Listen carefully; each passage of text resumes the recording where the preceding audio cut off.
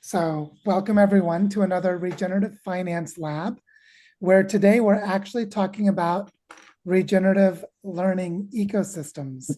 And I'll explain to you how that's connected to regenerative finance in the presentation I'm going to give. But part of the purpose for this topic is that simply it's what I'm living and breathing every minute of every day. And so it's hard to shift to thinking of other things when this is the really big immersion of what's happening. But also, as we'll explore today, there is a way in which we're creating this learning ecosystem, which relates to previous webinars on flow funding and trust-based finance and multi-value capital flows and all those kinds of things that we've talked about before. But also, I really want to give us a feeling for how we can break open a bad model or the wrong model of something that we're doing. And through the breaking of the model can create life and energy and diversity and creativity and a lot of passion and engagement as new models take form. And so you're going to really get a feel for that, because what's been happening here in Barichara is we created a regenerative school for children about 18 months ago that ended up being way too much like a school and not enough like regeneration, which is something you kind of have to figure out by doing it till you get to a certain point where you say, okay, we're drifting in the wrong direction. Let's change the course. And then in the last maybe 3 months now, we have been in a really intense period of change. And we now have an explosion of regenerative education activities happening that are part of the learning ecosystem. And some of these are the fragmented pieces of that regenerative school that is no longer structured as a school. And so just to give you a nice metaphor for something we did in an organization I worked with years ago, where when we legally constituted a nonprofit called The Rules, we wrote a little clause into our bylaws that we called the supernova clause. The supernova clause was that after 8 years, if we had not achieved our mission yet, that we would destroy the organization. And like a supernova, when a star explodes and becomes a supernova, the intense heat and pressure transforms the materials and gives birth to all of the heavy elements of the universe, including carbon. And so those heavy elements on the periodic table are created in the explosion and the transformation of a star as the star is dying. So the idea of the supernova clause was we didn't want to be in the job creation business.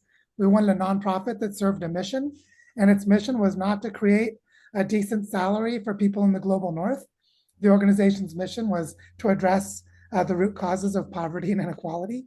So if we created job security in the global north, we'd do the opposite of our mission. So we created this supernova clause. I said, if our organization hasn't met its mission in 8 years, we're going to destroy the organization. And what comes out of that destruction will be the seeds of new life. So I want you to hold that image, that metaphor of the supernova destroying itself, but in its own death is the rebirth of new capacities, because that's exactly what happened in our school, Sueños del Bosque, in the last few months. And what I want to show you today is some of those little nebula, some of those newly forming second generation stars and planetary systems and asteroid belts and things that couldn't have existed in the first generation star. You're going to start to see that there's this rich diversity of things starting to come into being. And so that's what I want to talk about today, is how that process is happening and how that is actually the way of birthing a regenerative economy. So you're going to see a regenerative education system as like a proto-economy. It's not an economy. It's not working in a certain sense, meaning it's not a functioning economy, but it is a living system. And as that sense, it is an economy. And I want to show you that today so we can be inspired and gain insights about what's happening in Barichara. And then also to see this transformation process that is very much alive in my daily life right now. And so with that said, I'm going to share a screen. We'll have maybe about a 20-minute, 25-minute presentation. I think it'll be a little bit on the shorter side, maybe 20 minutes. And then we'll have lots of time for rich discussion. I think the presentation is going to activate and invoke a lot of imagination.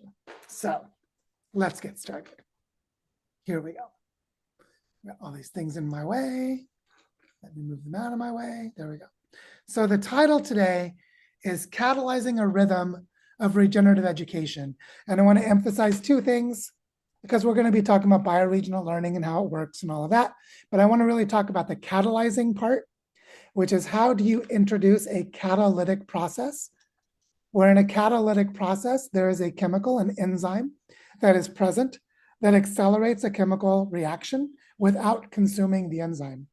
And so in this case, we want to accelerate a process without destroying its resources. Instead, the resources remain present, even if they're in a different form. So we're going to talk about that catalyzing process, and then rhythm, how timing matters so that we can be coherent and so that we can hold the incredible complexity. Because if someone had to control this, it wouldn't work.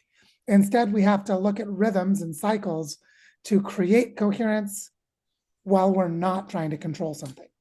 And so you're going to see that throughout the presentation.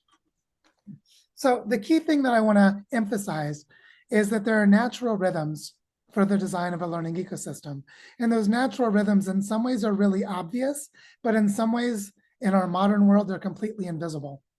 And so I chose this animated GIF because this shows you that even though the Earth is not wobbling at the speed of that changing light, basically the Earth is tilted at about 23.5 degrees relative to the sun, that as the Earth orbits around the sun, the angle of the sun depends on the angle of the Earth's tilt relative to its position as it goes around the sun, which is why we have long days in the Northern Hemisphere during the summer and short days in the Northern Hemisphere during the winter. And that you have solstices and equinoxes related to this Earth rotating around the sun while it has a 23.5 degree tilt. And so there are natural rhythms of the Earth and the sun that give us equinoxes and solstices, that give us seasonal patterns in different parts of the planet. Where I live in the tropics near the equator, we don't have those seasonal patterns. We have something else. But those patterns are dictated by these movements of the Earth around the sun. And it's just to say that there are natural rhythms, and they're very real, and we can connect with them in the design of a learning ecosystem. And so the way we're going to do that is if you think about the Earth moving around the sun, that sometimes every 6 months, on June 21st and December 21st, there's a solstice. I'm using the Northern Hemisphere as my anchor. The summer solstice is June 21st. In the Northern Hemisphere, it's actually the winter solstice in the Southern Hemisphere. So the summer solstice. And then 6 months later, there's the winter solstice. And in between, on the alternate times in March and September, there's an equinox. And Kelsey, could you mute yourself? You're making a little noise there. And so the idea is that this rhythm, which we actually use to govern the dynamics of the design school, we also want to use the same rhythm in Bhattacharya. And so the way that we're doing it is like this. To have a calendar from January through December, we have introduced a rhythm for some of our key programs in Bhattacharya, and that rhythm is going to help us hold coherence over time. So one thing is that we've created a World School program that starts next Monday. So it's beginning around the time of the summer solstice. And we've decided to run it every 3 months, which means starting tomorrow, we will introduce a rhythm that a World School program happens every solstice and every equinox. Slightly altered in December because around December 21st, the tourism's super big. Too many people here, so we'll do it in the early part of December.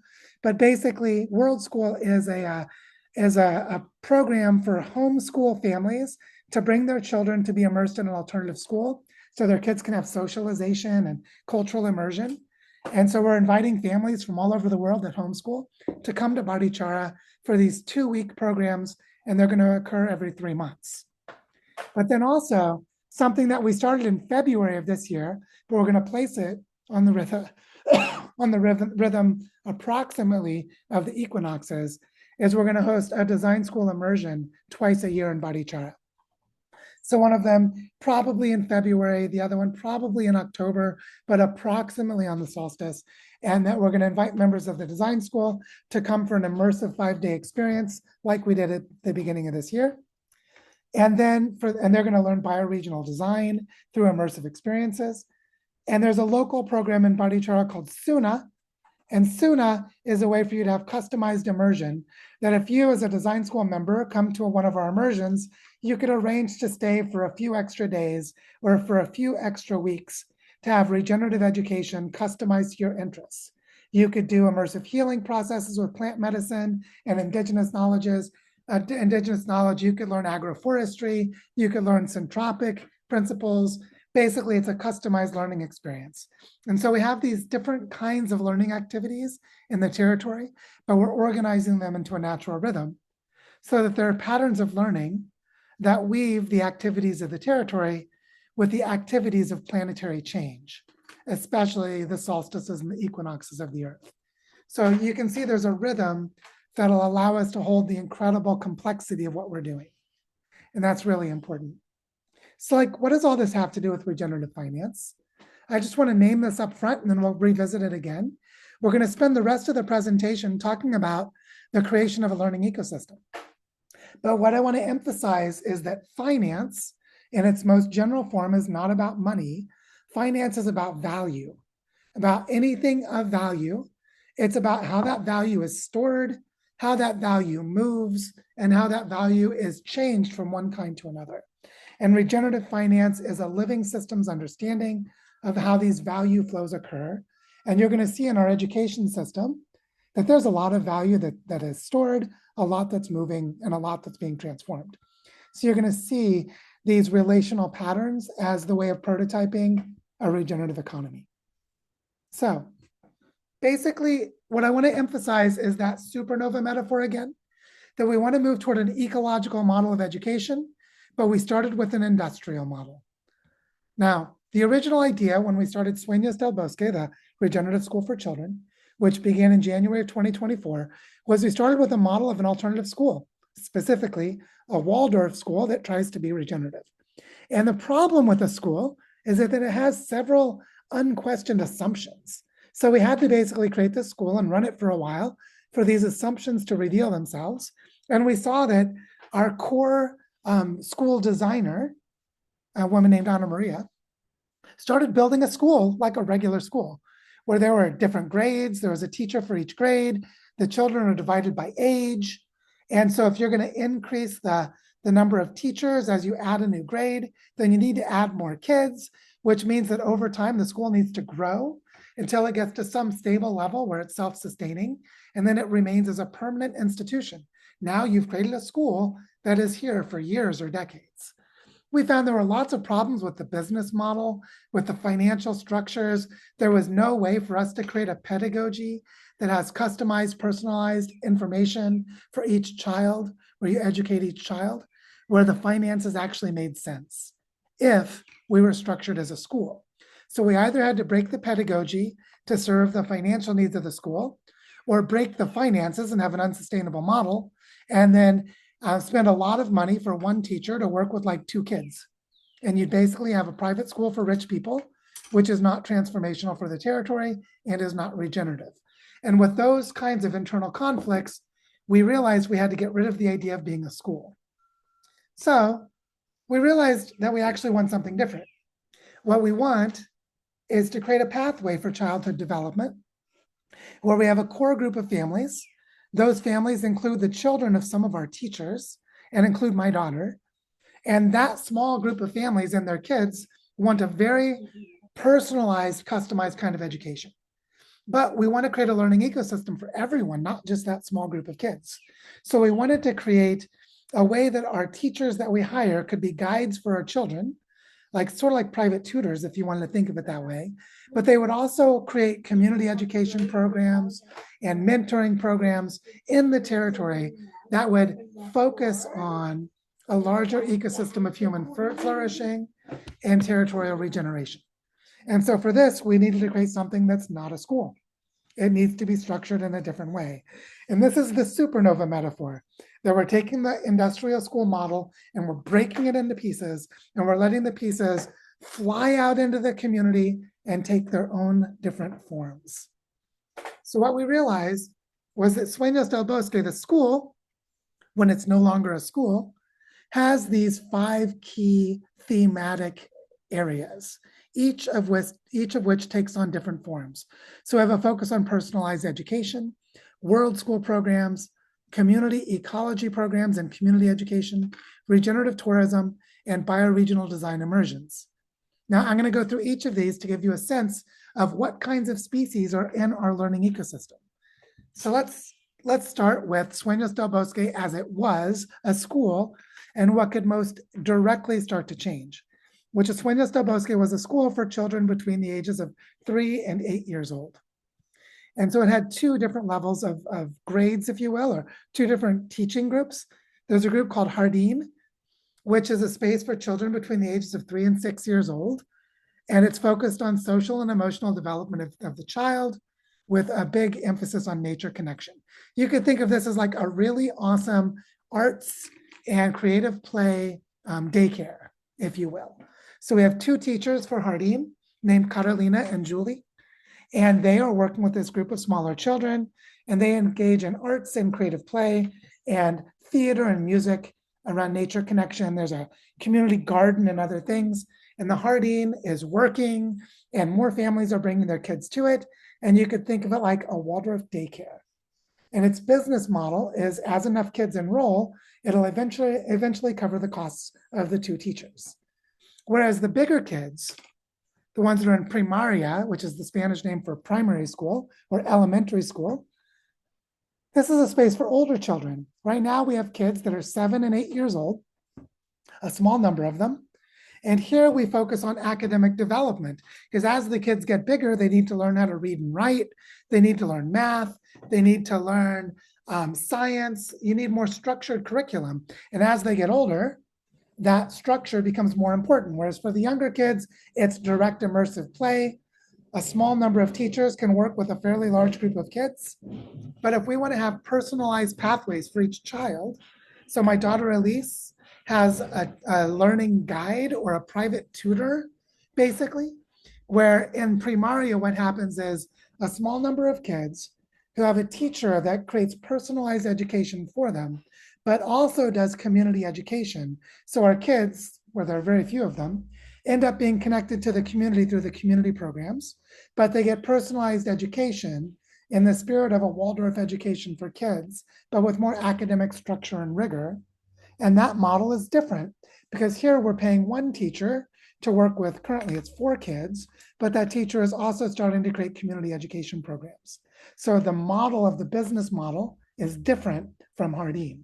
And we've separated them from each other. They don't have the same model. Whereas before the model was children enroll in the school, and that's supposed to pay for the teachers, but actually we were using donations to pay our teachers, and we don't have enough enrollments for paying the teachers' salaries.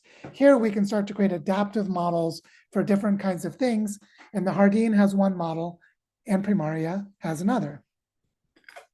But then around these 2 patterns, the pattern of the School of Jardín and the pattern of Primaria, is that we have a community ecosystem, lots of other things that are happening. So this is not happening in isolation.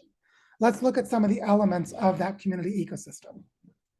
So we talk about personalized education, where there's in Jardín, it's the teachers are focused on the social and emotional needs of each child. For example, we have 2 children in Jardín that have behavioral challenges, and we have a school therapist that's providing customized therapeutic support for the child and their family. So it's personalized education for the child. And in Primaria, the needs of Elise, my daughter, are different from the needs of the other kids. And so the teacher is adapting. How does this child learn to read and write? What is this child's passion and interest? How do we connect that to their academic learning goals? And so we're creating personalized education by working with relatively small numbers of kids with really highly trained teachers at these different age levels. But then when you add the World School program, it starts to get really interesting, because the way the World School program works, by the way, our first one is June 23rd through July 4th, so it's the next 2 weeks. Basically, what the World School program does is it creates a really interesting business model, first of all, and it creates a really interesting learning environment. So the learning environment is that there are families from everywhere in the world who pay an international price to come here. So this 2-week program, we told World School families that they would pay $400, which if someone's from the United States or Canada or Europe, paying $200 or $400 for a 2-week program is perfectly reasonable because the costs of alternative education in the global north are really high. Whereas for Colombians who don't live in Barichara, we're charging something more like $50 for a week, or $100 for a 2-week program, so 1/4 the cost. And families that live in Barichara, we're charging half of that, or $50 for a 2-week program. So basically what we want to do is have the people internationally are subsidizing the cost of the school to make it really affordable for locals. And the locals that we asked to pay $100 for the 2-week program, well, actually, I'm sorry to pay $50 for a 2-week program. Even if they don't have the money, they can actually do an exchange. They could volunteer in the school or do some kind of an exchange, some kind of a barter, so they don't have to pay money. So the financial model is adaptive to subsidize and support local families to participate while paying for really high quality teachers, and to build relationships with international families who want to come and put their children in a bilingual immersive program in Barichara. So if you have a family and you wanted to go on a summer vacation for 2 weeks in Colombia, you could come to Barichara during the time of this program and put your child in this program, and your child has other kids to play with, and you have time to go off and enjoy tourist activities as an adult. So the World School program creates all of these benefits, and it pays a teacher and an assistant to do this program on a cycle of 4 times a year. See, it's got its own business model with the 3 tiers of payment, depending on how the families arrive to the school, with a really structural benefit geared towards supporting local families and leveraging international families to help bring resources into the community in a non-extractive and healthy way. Then we have community ecology programs of diverse kinds. So here's where we work with different community members who have expertise to bring, and we focus on things like teaching, creating education materials for all the public schools in the tropical dry forest, to do reforestation work in the territory, to focus on the restoration of hydrological cycles and watershed restoration. Similarly, to create programs in the community and to bring them to all of the public schools. Then we have a focus on art, music, and theater for cultivating our creative abilities, for healing and therapy, and for other things that are immensely connected to indigenous knowledge systems, to creative exploration of empathy with nature and other things. And then we have a focus on the well-being of families. How can we work on trauma healing? How can we provide customized therapeutic care, especially to the campesina families who don't normally receive it? And so these are all things that each of them can have their own model. This could be a whole bunch of different community programs. Then there's lots of activities in nature, like mountain biking, nature hikes, cultural and ecological tours. There's all kinds of things that people can learn in the territory, local people and foreigners. And then we have this group called Historias Regenerativas, which is doing storytelling, creating videos and documenting knowledge and information to make all of these experiences more accessible to the local community. And so what you can see here is an ecosystem of community programs of various kinds.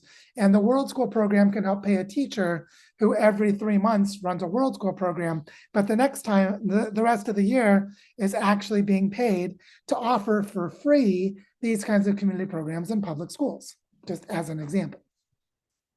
And then regenerative tourism, which is basically all of those same activities, except with a focus on creating programs to train tour guides, to organize packages of immersive experiences in adventure, like rock climbing or mountain biking and those kinds of things, to have workshops on local culture and ecology, because Barichara offers a ton of this already, but it's not well organized.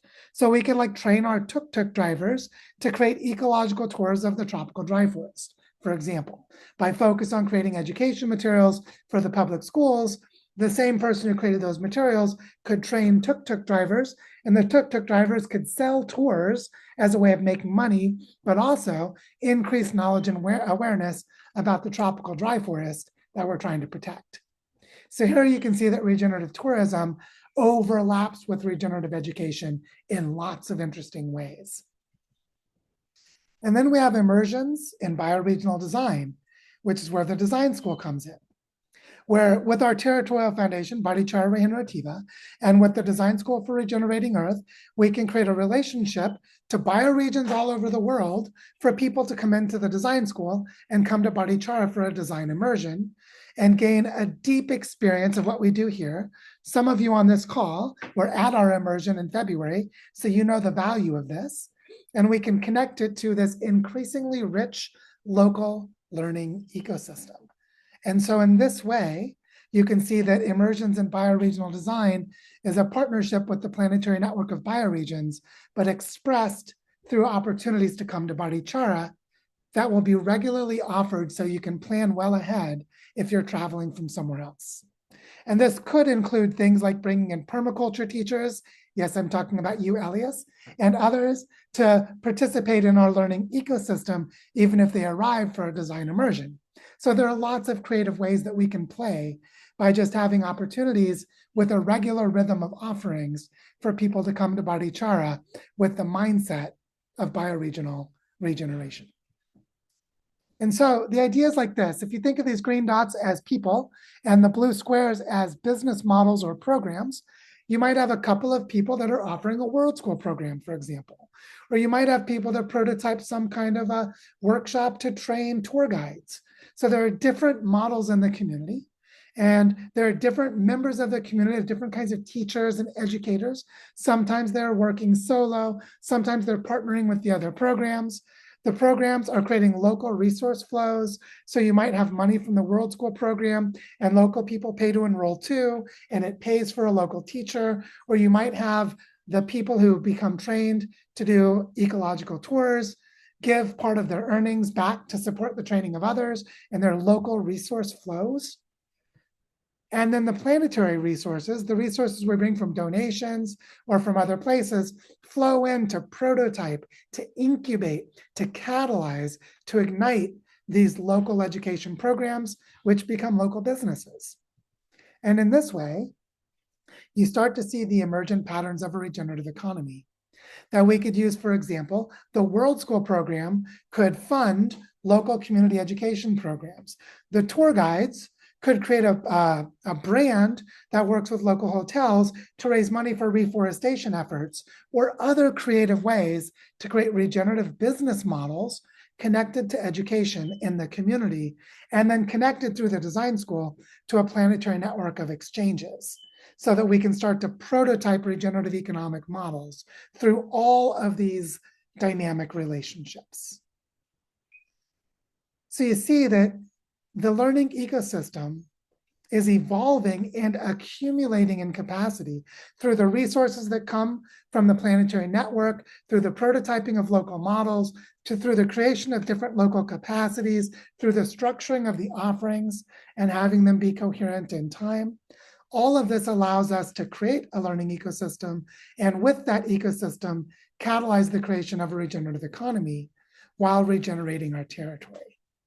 And so that's the idea that I wanted to present to you for us to discuss. And hopefully it's really clear how a learning ecosystem, regenerative finance, and regeneration of the territory are all the same damn thing. It's just the way that you understand the relationships and the way you understand how it changes over time. And so that's what I wanted to present for today. And I'd love for us to have a discussion about any questions, any insights into some of the specific ways we're doing it, insights and observations, things that inspire you about doing this in your own backyard and in your own bioregion. But you can really see how the learning ecosystem is the way of creating the regenerative economy, which I think is a really important thing. And that the financial flows, most of which are non-monetary, are in the web of relationships and the knowledge of the people that are actually doing regenerative practice. So like we might have a program on syntropic agroforestry that improves the food system, which creates better agricultural businesses.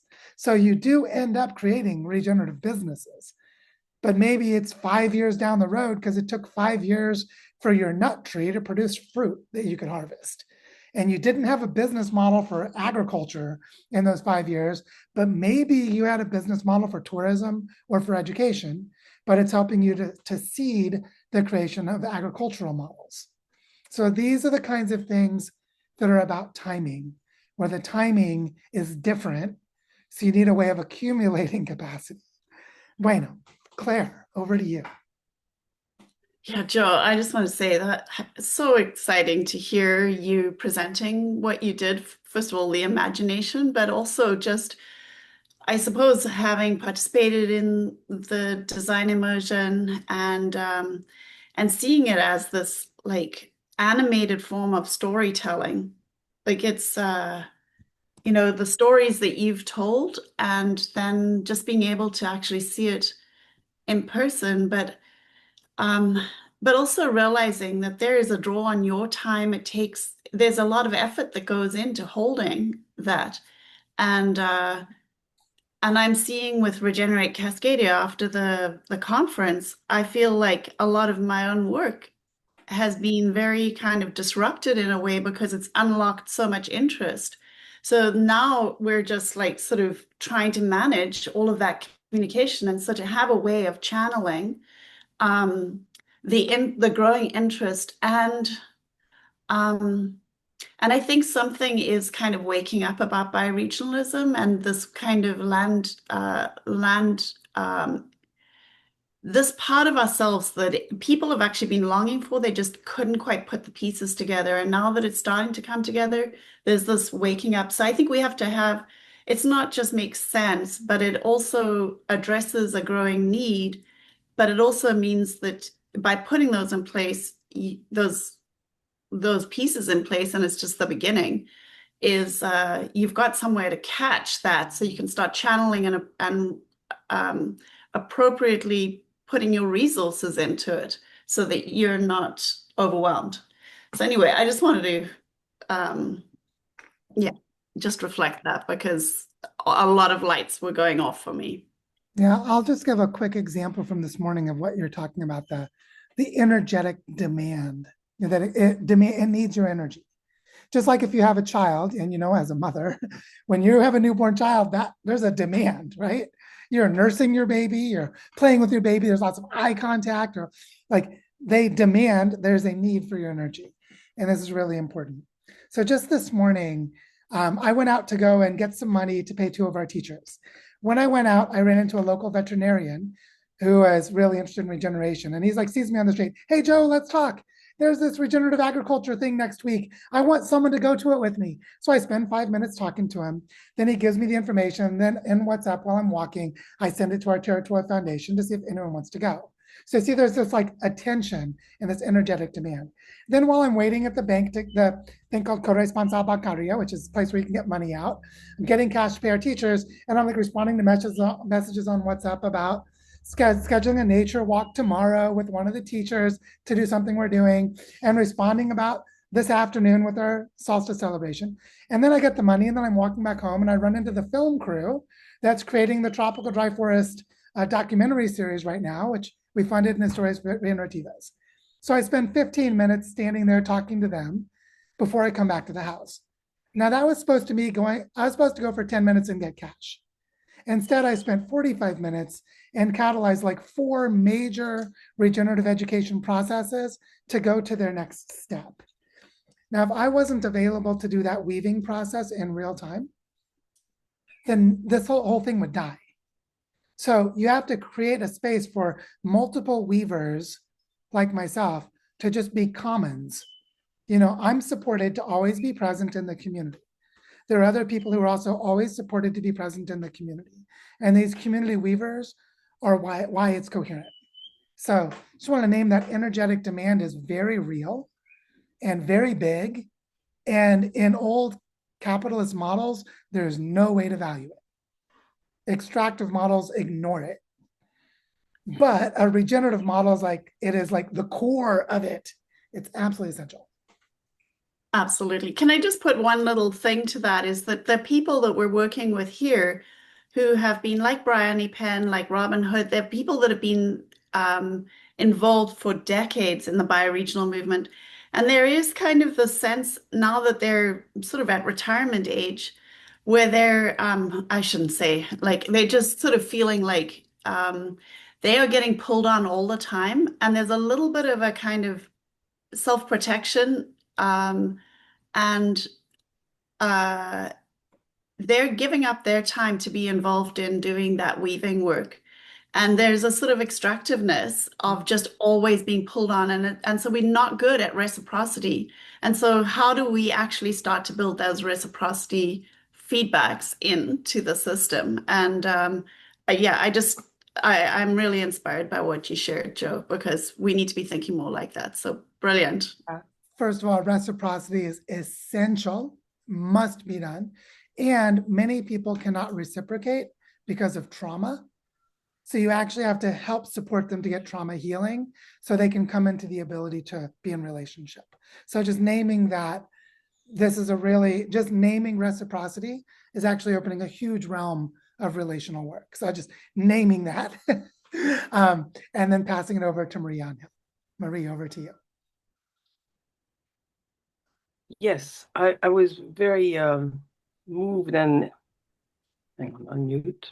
Yeah, I'm we can. unmuted, yes. I was very moved and inspired to hear all this because that I realized had been my experience joining the home education movement in the UK when Leah was born. So I had the same concern as you, Joe, that I did not want her to be in normal school education. And seeing the result 30 years later of that decision is absolutely wonderful because the way home education works in the UK is simply that the law allows for a child not to go to school so long as he is educated otherwise. And that's the name of the movement, Education Otherwise. And it was left like that. A loophole was left. Why? Because the aristocracy wanted to continue having the possibility of educating their own children in their own estates, so on their land and within the wholeness of what an English estate is like. And what happened there is that we were on an ecological farm, and so that became one of the meeting places for the group of us.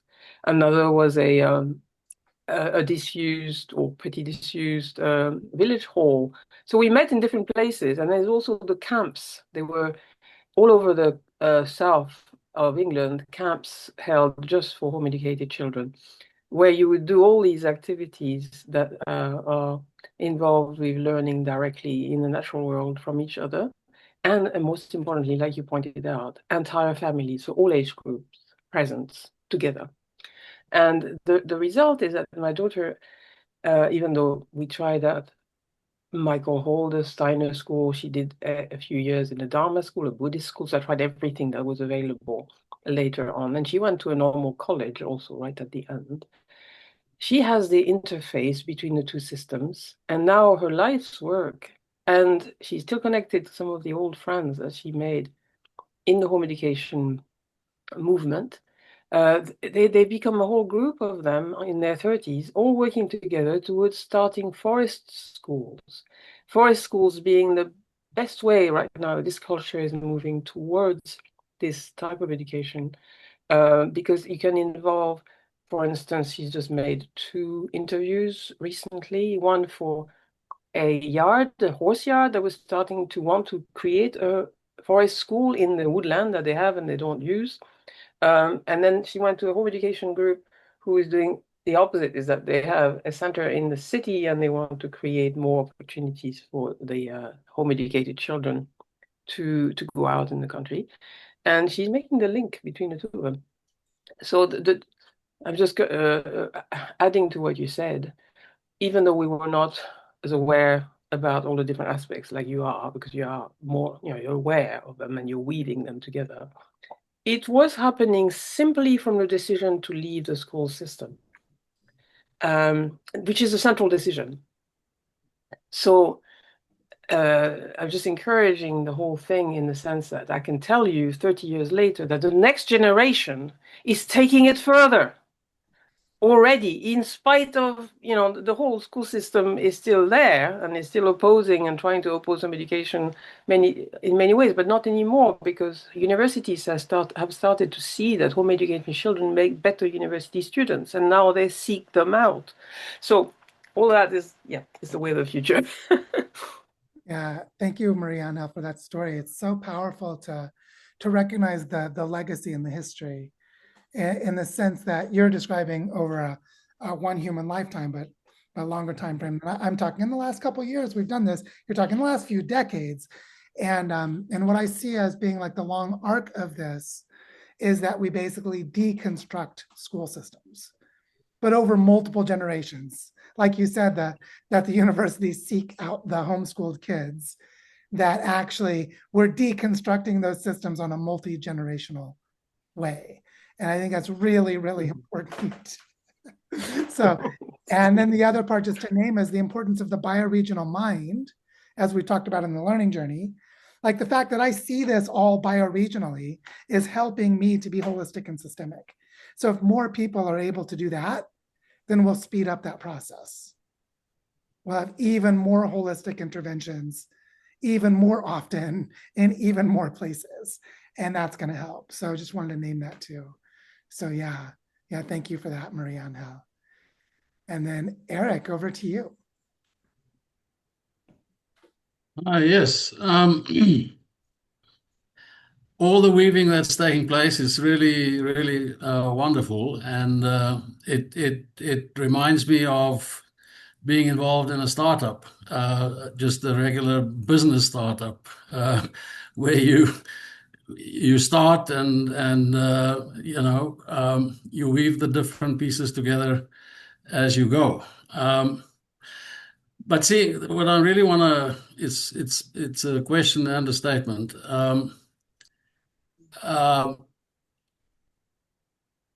Seeing that this is a finance-focused call, how do you take, I have my thoughts on that, but how do you take all these pieces now and structure it into a narrative or a story that attracts funding?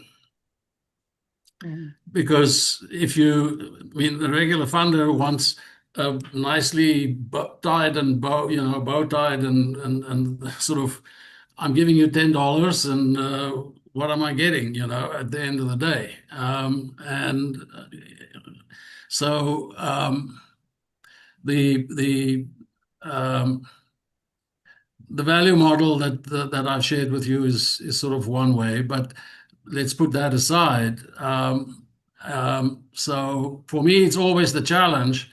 How do you tell the story so that it actually resonates and sink in with the funder? So I'll pass it back to you. This is a really good question, because I think that there's something beautiful when we recognize that, like when you just use the word the funder, that it creates a sort of monolithic concept. Not that you meant there was one, but the framing does that, right? And then actually there could be a really beautiful diversity of funders. And this is part of what's interesting. So I'm just going to give an example of something that happened last week. The teacher who's leading the World School program, named Joanna, has another friend named Natalia. Natalia does like somatic body healing, Pilates classes, ballet classes, and things like this. But she really struggles to run a business doing it. She's been offering dance classes and movement classes, but she's just not good at creating a business. She's really good at running a class. And so I talked to her and said, we're creating an ecosystem. Maybe what you're doing could be connected to other things in the territory. And then she had an opportunity. This is an example of where the funder could be really interesting, could be a surprise. Is her sister, this woman Natalia, her sister runs a national program with the Colombian government to provide financial resources to the different communities around therapeutic health well-being of children and families. And there's funding available, but you have to apply for it and you have to have the right conditions. Like it has to be a nonprofit organization that receives the money. You need a team that's qualified. You have a set of criteria. So this woman, Natalia, who's not good at promoting her own business, but is actually, as a ballet dancer, she's a professional ballet dancer. She's very structured and very disciplined and very hardworking. So once she saw the opportunity, she looked at a program. Her sister directs a program, so she knew about it, where she could apply for funding to be able to do a project, but she wouldn't do it alone. She met with one of the other teachers from Sueños del Bosque, who's interested in the same thing, and then another friend who applied to be a teacher, but we didn't hire, but it's in the community. And the three of them do this healing work, so they're putting together an application. So the idea is we created a context in which they could apply for funding and get probably 6 months of funding to do a pilot program with a couple of public schools. But the context where that funding emerged was the context of all these relationships and this ecosystemic approach. So I think it's valuable to see it as in creating the relational intersections, these potentials between the parts. Sometimes the funder, in quotes, the conceptual funder, emerges as an opportunity that someone in the community knows about. And other times it's finding an investor or a donor with the story. And then other times it's finding the person who wanted to enroll their kid in the World School program, but then liked it so much they donated $1,000 because they could afford to, or wherever. But it's like, I see the relationality between the parts is a really interesting place where the donor sort of mysteriously emerges in a decentralized way across the system. Yeah. And I think that's a lot of how it's happened so far. So obviously I'm a good storyteller and I have big networks and I've raised donations. So that's been a catalyst that's really important. But this an example of the funding opportunity that someone identified and mobilizing the resources relationally, I think is an interesting insight, because that's going to be more sustainable in the long run if it can build its own economy, not completely from within, but within its own self-awareness. But yeah, just a partial answer to a big conversation, I think. Yeah, no, I understand. I mean, what you're describing is, and it often happens like that. I mean, it doesn't, whether it's bi-regional or regular business or whatever, it's relationships, and the process to some extent is emergent. So it is and you don't have to answer, but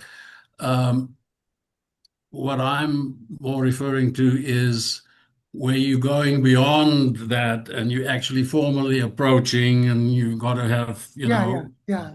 what's the story and so on. And that's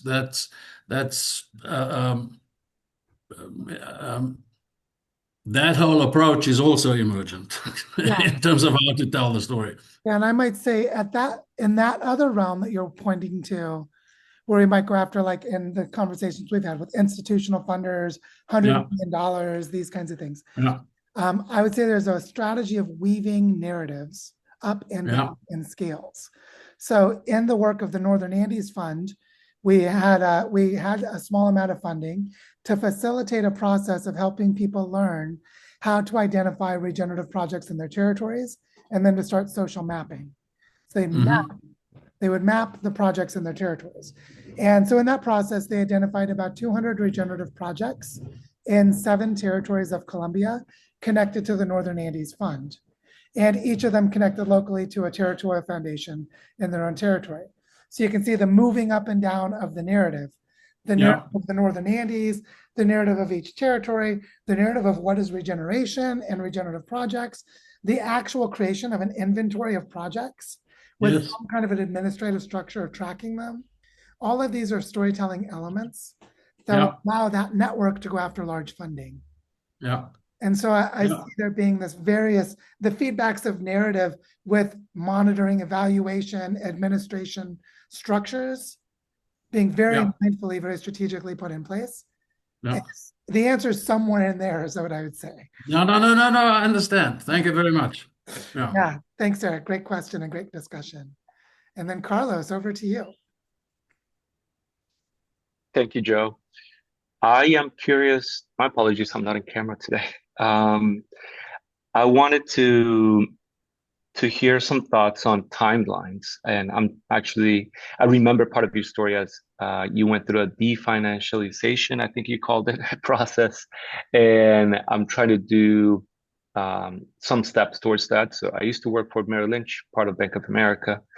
So I had some benefits, but I'm trying to pull everything out, different types of funding from, my 401k and whatever else out of public markets and into local projects. It's been a little tough. I'm not gonna lie, but I'm putting most of it in local community development institutions and credit unions. So I'm in that process, but eventually we do want to move out of the US. We're just waiting for some paperwork out of context, but it may take a bit of time. I was just curious about the timeline for your definancialization process. And Yeah. any thoughts? So mine, I would say my process took longer than yours will for two reasons. One is that you have more of a support system like this group here. You have groups like the design school where someone else has prepared scaffolded environments that can speed up your process. And the other is the world is in an exponential change process. So if you wait till later, everything moves faster. Everything breaks down faster. That doesn't mean it's necessarily easier, just that it's more chaotic and more turbulent. So my own process really began in around 2008 when my ex-wife and I, we were married then, we moved from Berkeley, California to Seattle, Washington. The reason that Seattle was important was Seattle had a good bus system and we had good bicycles and Seattle had good biking infrastructure. Nice. So we could sell our car and get around and do everything we needed to do. We could take buses or ride bicycles and live in a nice city with good infrastructure. And in the United States, there are very few places with good public infrastructure. So simply moving to a place with good infrastructure allowed us to sell our car, which saved us something like $6,000 or $7,000 per year just to maintain our car. Because you had gasoline, repairs, car insurance, there were all these costs. So we got rid of all those costs. That was a really big step. The second big step was we rented a house with roommates. So we lived in a nice big house. We had a garden, which we couldn't afford on our own in Seattle. Even in 2008, that was $2,000 a month to rent a house. It's much more than that now. So we couldn't afford that, but we could afford $500 a month for a nice room in a big house with like 5 roommates sharing a 4-bedroom house. So finding roommates leveraged us. So there were steps like that. And then when our daughter was born in 2017, we moved from Seattle to Eugene, Oregon. Well, Eugene, Oregon is about half the cost of Seattle. So we cut our rental price in half just by moving there.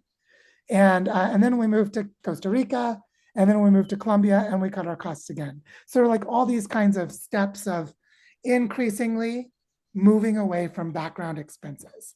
And the whole process came to a closure in 2019 and early 2020. So I think that's almost a decade, right? Or about a decade. Where the change that happened in 2019 to 2020 was we lived in Colombia. My ex-wife decided to ignore her student loan debt and stop paying it. She's like, I'm never going to live in the US again. If I foreclose and go bankrupt, I don't care because I'm not going to live there. So we stopped paying her student loans. And my Patreon support got high enough that it equaled the cost of living in Barichara, which was on about $1,000 a month we could pay for a family of 3 living kind of cheaply, which you couldn't do in the US, right? And so it took us about 10 years to get to that point.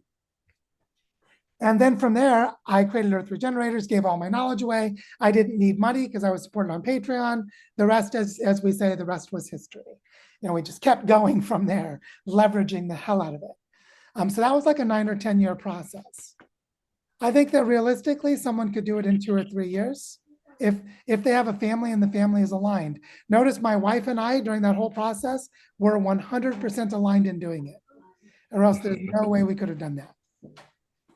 Because I actually found that the big difference between my story and the story of a lot of other people was that the spouse or the significant other was not collapse accepting. If I accept collapse and my partner doesn't, we make decisions in fundamentally different ways, and they will not give up their presumed security. It's fake security. It's an illusion, but they think that their retirement's going to exist in 30 years. They think this, that, or the other, and it's just not true. And so you cannot make decisions as a family without both of you having a really grounded, shared understanding of the world. So hope that's helpful. Yeah, thank you so much, Joe. And feel free to bring someone else in. But if you have any thoughts on, I've been writing some about this idea of sacred value, which is exactly kind of some of the things that you're pointing to in relation to education, which is this thing that is not mine, it's not yours, it's in between, it's in relation, and that's sacred. It starts within, and we have a sacred self.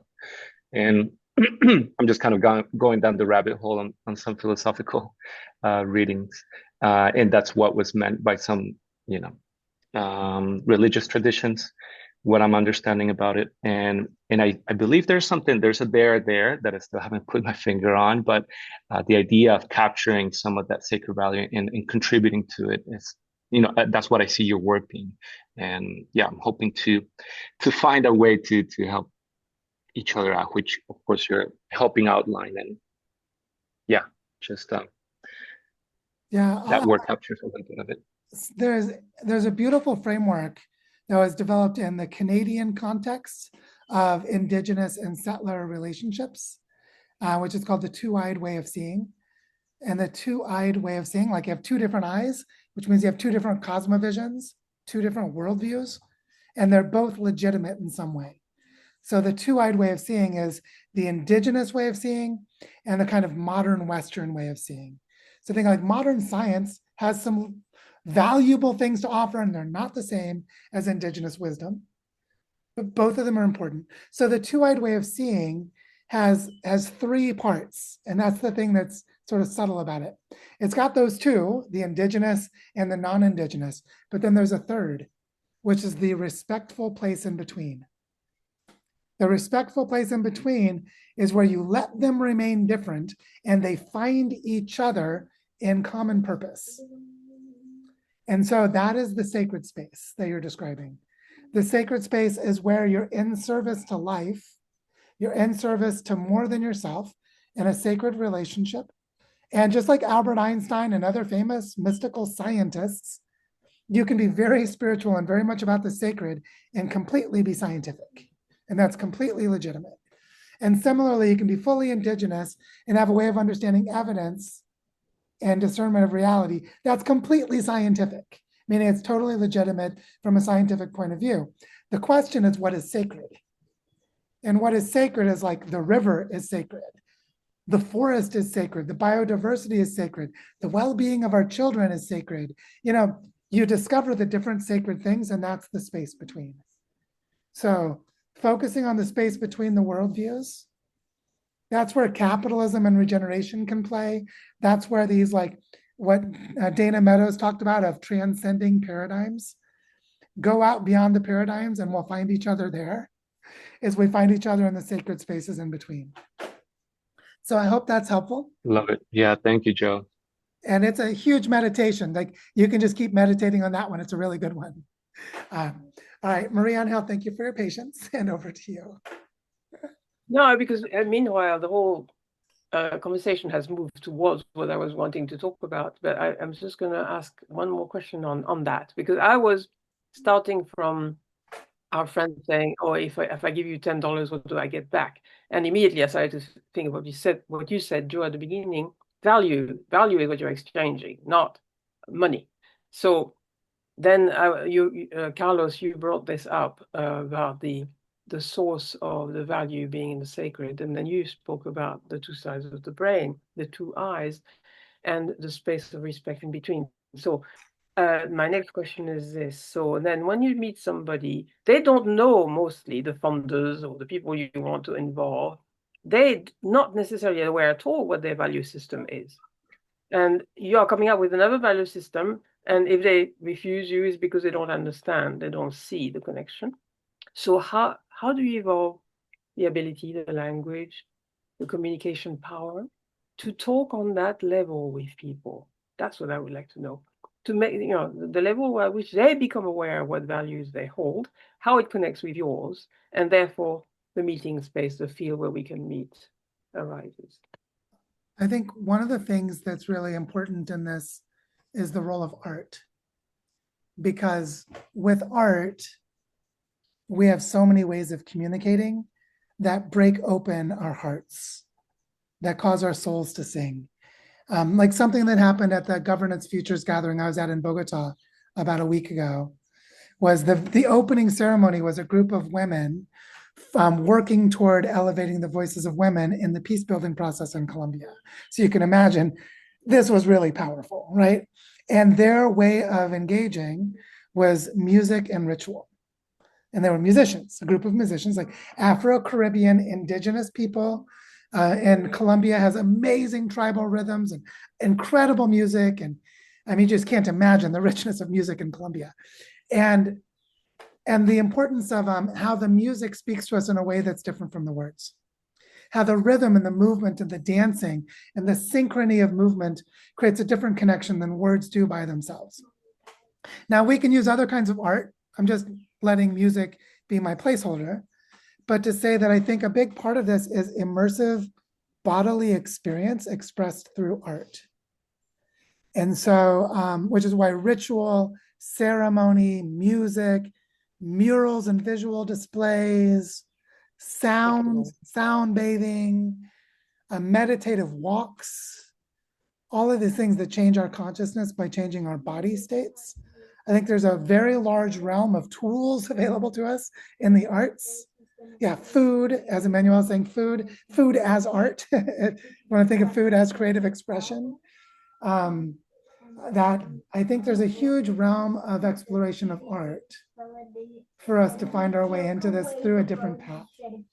And that's where the indigenous part becomes most powerful in some ways, because sometimes the most powerful indigenous things have actually moved into the mainstream, but we don't know it. Like, look at reggaeton. You know, reggaeton, this type of music that's become popular all over the world. A lot of people hate it, a lot of people love it, but it's very popular. Well, reggaeton has rhythms that are connected to indigenous Far Eastern practices, indigenous Amazonian tribal practices. There are rhythms to change your state that are used for booty shaking and selling gold in reggaeton, but also they bring that rhythm and they alter your mental states. And so there's this way in which there's deep wisdom in the rhythms. There's deep wisdom in the rhythms. And so I think that there's just a whole realm there to explore. It's quite large. Yeah. It's fantastic because there is the worship of the Black Madonna, which is all over Europe and Africa, is about drumming. And the lady who's resurrected it, who is an Italian, she calls her program "Rhythm is the Cure." And it's exactly that. Rhythm is the cure. Yeah. So if there are any more questions or comments, please raise your hand. But I think we can also bring the conversation to a close whenever we're ready as well. And just to say that the purpose of today for me was to, like I said, share with you all some of the exciting things that are happening in Barichara right now in our learning ecosystem, and show how the learning ecosystem opens a pathway into regenerative finance. And the reverse, because we're actually doing a lot of this with donation money and with investments and with flow funding. And there's a lot of finance in this that we've talked about in other webinars that we didn't talk about as much today. But I see Claire has gotten excited to share something. So Claire, over to you.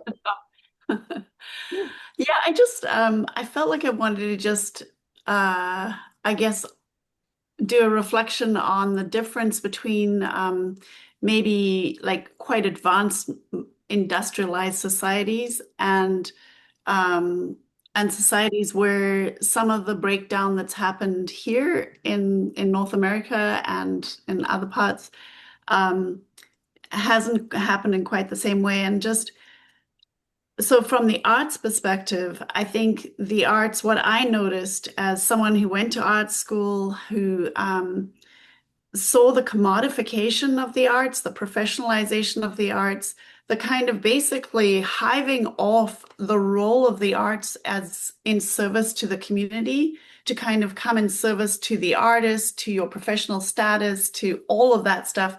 And the vast majority of artists really struggle to even make a living working at that. And yet they're in turmoil internally, because they know they want to be in service, most of them, and yet that's the message that's conveyed. And that's when people talk about the arts, in this part of the world, I feel as if they're sort of trapped in this way of thinking. I mean, the number of people who come and talk to me about, oh, about the investment in the arts of, like, if I buy this now and they die, my piece will be more valuable, that kind of thing. And it's just like such a distortion of what the arts could be. And then to go to what you're talking about, I mean, I grew up in South Africa and was exposed to the arts where it really was in service to community, and usually in the indigenous communities. The white folks had generally lost that. Um, and just so that was kind of where it was like, oh my God, that's what I've been looking for. And realizing that you actually can't even separate it out from a community, because once you take it out of the community, it sort of loses a lot of its value. And it's not to say that art doesn't fit onto a continuum. I know I talk about this quite a lot, but when I got that aha, it was like, I just feel the need to sort of spell that out a little bit, because I think we can kind of get locked in. And yeah, just to sort of say, I think we're totally underutilizing the arts. Like, it's just so powerful when it's there. So I think that's probably unlocked something for Bruce too, because he's an amazing sculptor. So anyway, yeah, thank you for bringing that in, because I think it's such an important conversation. Yeah, thank you, Claire. And then Bruce, over to you. Come on in. Oh, well, thank you first for hosting this conversation. I was just going to add to what Claire said. So I've been a public artist. I've been an artist my entire life, but a public artist for about 30 years. And so what I've recognized is that the value in all that work is the creative process, and that's the design for a global university. So it's a mentorship model. So that's activating the arts in a way that's about creating opportunities at scale from a global university down to your local community. And so I think everything you're doing here is a vital piece of that, to making those collaborative efforts that are happening everywhere come together. Mhm. Into a cohesive movement. Yeah, I think one of the pieces of it that's really interesting, the lifeblood of this whole process, is human attention and human love. And so there's something really significant about, like, for example, when I brought my daughter to Claire's art studio in Victoria, when we were doing our Cascadia activation tour, there was like love of expression, love of color, love of texture and feeling that's really visceral in a child.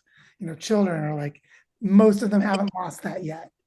But it's that ability to express from that place that I think is going to be the big way that our bioregions will weave with each other. Is that we'll basically fall in love with the other people, the other places, the special animals, that beautiful waterfall, et cetera, et cetera, et cetera. But it's that ability to fall in love and to express love, to feel that sense of connection is just really, really significant. And it is a way of creating a different kind of economy. And so, so absolutely agree with you. Yeah. Was there anything else you wanted to share, Bruce, or is that all before I go over to Joan? Nope. Okay, then Joan, over to you. Joe, just a wonderful session today, and what brought to I was really the whole comments about too wide seeing really resonated with me, and I just wanted to speak a little bit about my own experience here in the Grand River watershed with Six Nations. Being the reserve, and just that the where I live is part of the Haldeman Tract, and I've spent quite a bit of time trying to learn about Haudenosaunee ways, and just a couple of experiences. So one of the things that art enters in, it's just woven in, in every aspect of Haudenosaunee life, it seems. And so, for example, lacrosse games. So lacrosse is known as the medicine game. And when you go let's just talk about me, when I go to a lacrosse game, one of the things I absolutely love is the tradition at the beginning. The opening is smoke dancing. And I run to go so I don't miss the smoke dancers I have when I've arrived a little late. But the whole game, the whole experience, the community comes out for the game. There's small children playing together and they don't worry because the whole village is there. There's elders all the way through to young people, teens. There's an NHL player who's made it big shows up and everybody's like, "Ooh, look, did you see Brandon Montour?" And there's food and it's really, and then of course there's a lacrosse game going on where, amazing agility, speed, athletic prowess is just on display. And all the better if you know some of the players.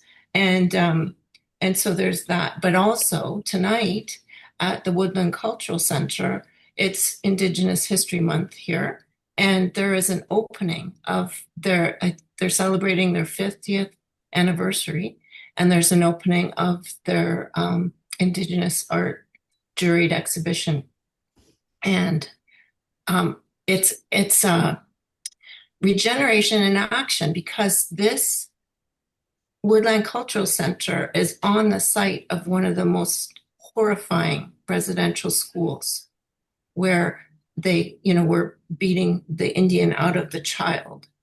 And now it's a site for celebrating Indigenous Haudenosaunee culture in particular, but I think there's repository for lots of Indigenous culture there. And so I just wanted to share that. Yeah, thank you, Joan, especially the part about how the art is completely integrated and interwoven and inseparable. To separate it would be to kill it. It would stop being the art. Yeah. It's also noticeable when you go to powwows too, right? Like it's just a breathtaking experience to see the opening ceremonies. I can, if anyone has an opportunity and hasn't done that, it's wonderful. Yeah, thank you. Bruce, over to you. Oh, thank you. I'm so glad I passed it off to Joan instead of speaking more, because there's something about having enough context to say what you want to say. And so with that creative process I kind of spoke to, it's really, there's so many layers, and one of them is the place-based approach. And then you can build on that, the relational place-based approach, the bioregional approach, and then the regenerative approach. These are all real important layers that build that life as an art. And so and then that lifelong learning is the educational model of revaluing humans, creating the structures that we need for that to happen. I call it crowning, like a tree crowns. And so we can actually become who we want to be and what we're passionate about. So thank you for creating this space. So beautiful and so powerful. Dave, over to you. We're rolling now. Sorry, maybe on a slight tangent. I'm loving all the art stuff. And one of the things I am thinking about with that is,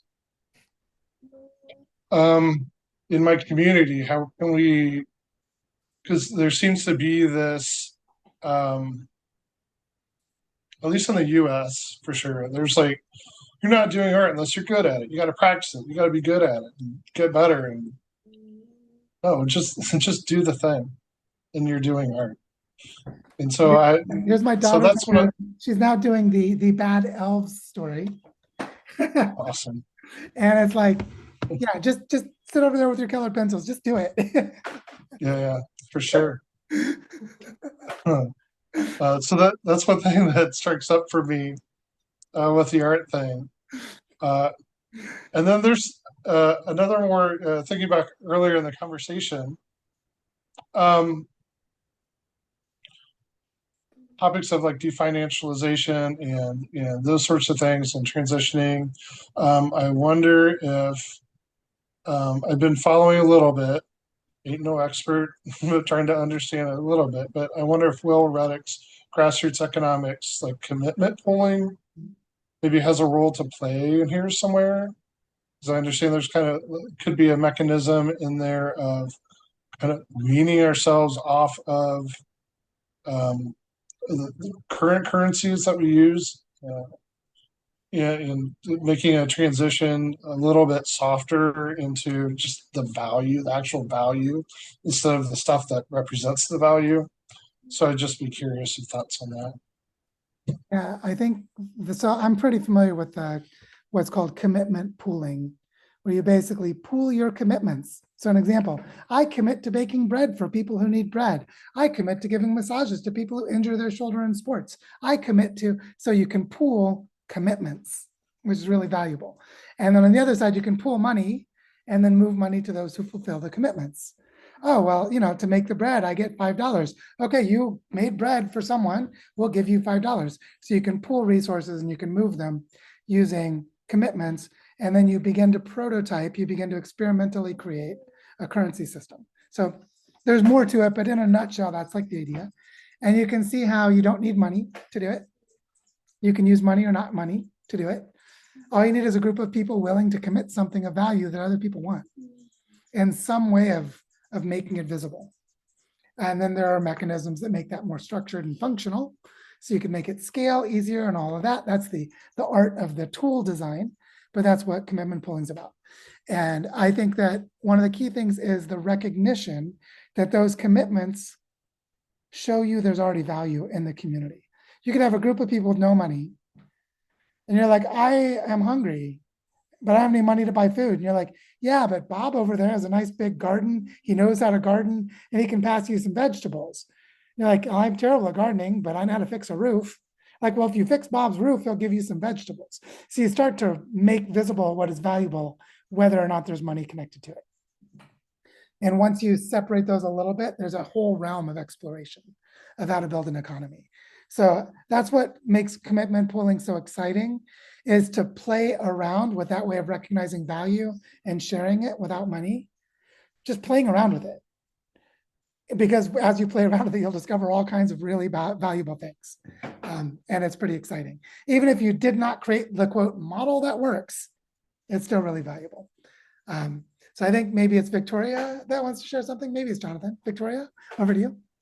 Yeah, as Joan was talking about the Haudenosaunee game, the lacrosse game, immediately the baseball game, really, big important competitions, baseball came into mind. And, like as Americans, I don't particularly like this whole cultural package, but there's the singing of the national anthem. One person sings, not everybody sings. At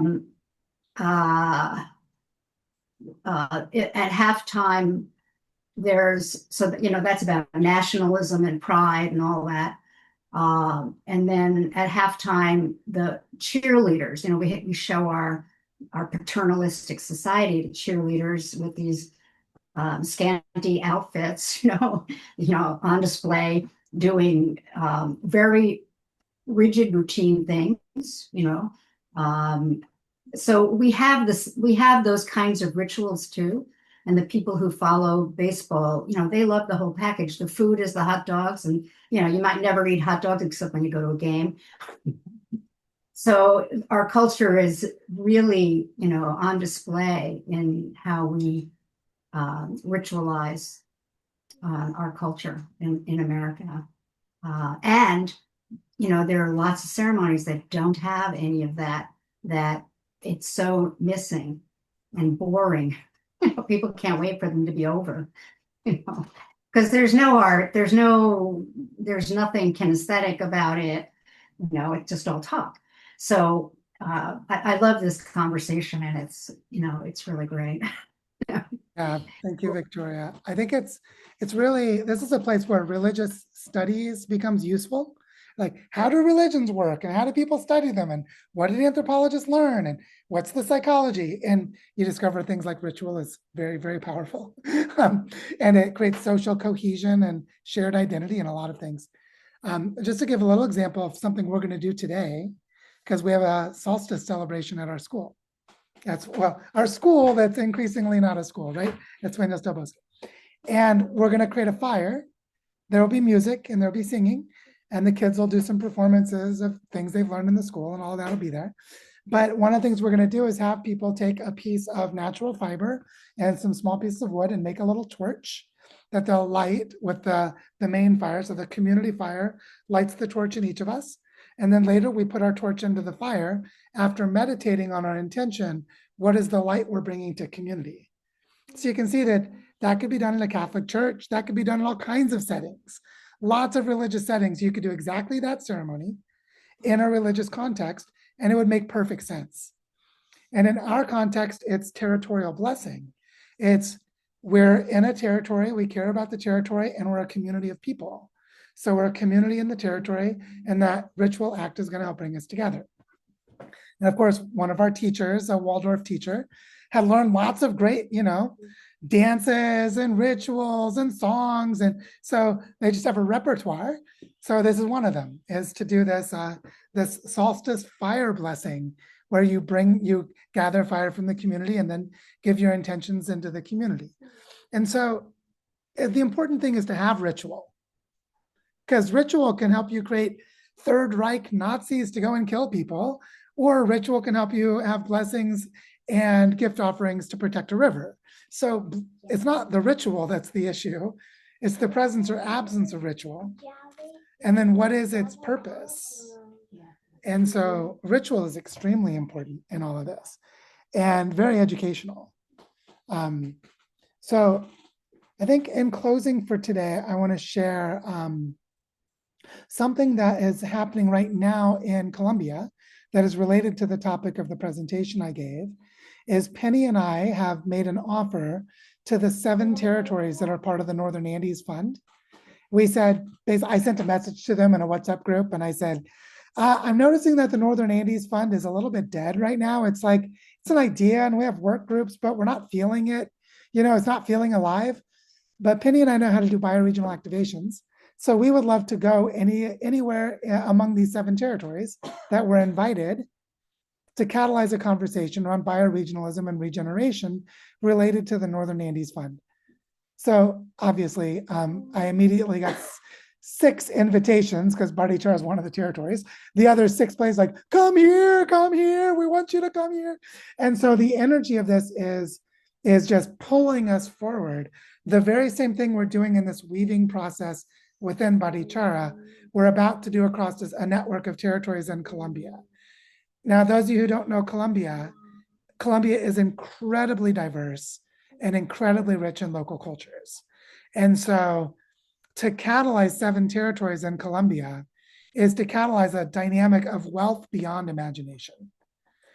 And so just in the peace building processes, the local music, the local arts and crafts and culture, the biodiversity that's so different from one place to another.